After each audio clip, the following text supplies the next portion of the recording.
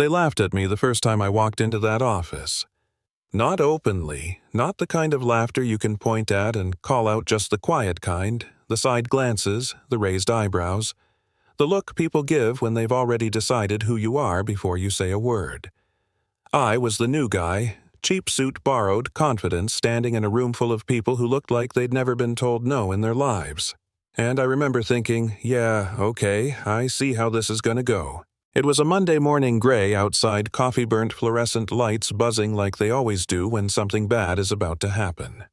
The company was called Redfield Solutions. Fancy name, glass walls.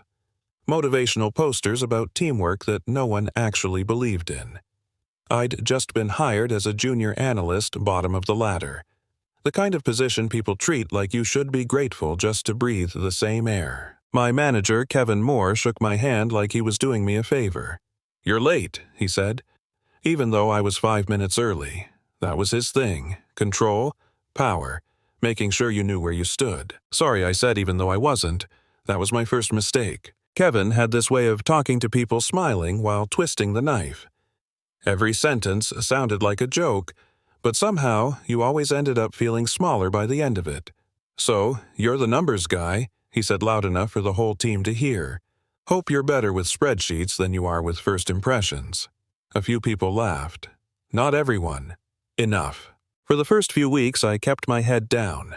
Did the work, stayed late, took notes. I watched how things really worked around there. Who talked in meetings and who got ignored. Who took credit and who did the actual work. And pretty quickly I realized something was off. Reports didn't match. Projections were inflated. Client presentations were built on assumptions that made no sense if you actually ran the numbers. When I asked questions, Kevin would pat my shoulder and say things like, "You're thinking too small," or "That's above your pay grade." Once in front of everyone, he said, "You're not paid to think strategy. You're paid to make the spreadsheet look pretty." That one stung. People laughed again. I smiled. Inside, something started to harden. Here's the funny part. They thought I was weak because I didn't push back. They thought silence meant ignorance. What it really meant was patience. Late nights became my routine. After everyone left, after Kevin's office lights went dark, I stayed. I reran the models, cross-checked the data, pulled raw numbers straight from the source systems, and the more I looked, the clearer it became. Redfield wasn't just sloppy. They were lying. Clients were being sold growth projections that had no basis in reality. Internal reports were manipulated before they ever reached executives. Losses were being buried under creative accounting and optimism. And Kevin, he was at the center of it. The breaking point came during a quarterly review. Big meeting. Executives flown in. Kevin stood at the front, confident, polished, selling a story about record performance. Slides flashed numbers I knew were fake because I'd built the real ones myself. At one point, he looked right at me and said, "Our analysis team confirms these projections are conservative." Conservative? I almost laughed. Instead, I felt my heart start to pound. That was the moment I realized something. If this blew up, and it would, I'd be the scapegoat, the quiet guy, the junior analyst who confirmed the lie. So I stopped being quiet. Not out loud, not yet. I started documenting everything. Every version of every report. Emails, file timestamps, changes made after approvals. I backed it all up twice. I didn't tell anyone. I didn't need to. You know what I mean. Kevin noticed something had changed. "You've been awfully serious lately," he said one afternoon, leaning against my desk. "Everything okay at home?" That fake concern again. "Everything's fine," I said. "Just trying to do the job right." He smiled, but his eyes didn't. "Careful," he said quietly. "People who try too hard around here don't last." That night I didn't sleep much. Not because I was scared, because I was done. The next week a client called me directly. Not Kevin, me. She'd noticed discrepancies between what she was promised and what she was seeing. "I don't know who else to ask," she said.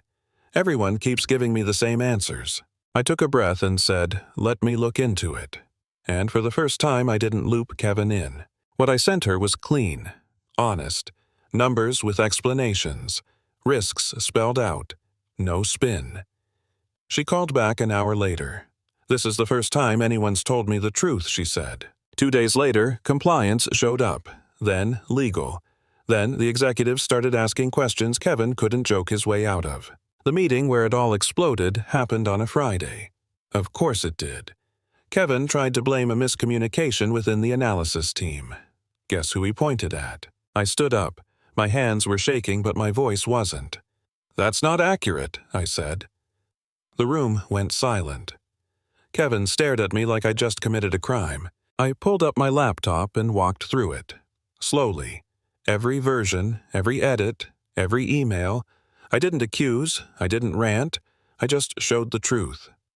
One slide at a time. By the end, no one was looking at Kevin anymore. They were looking at me.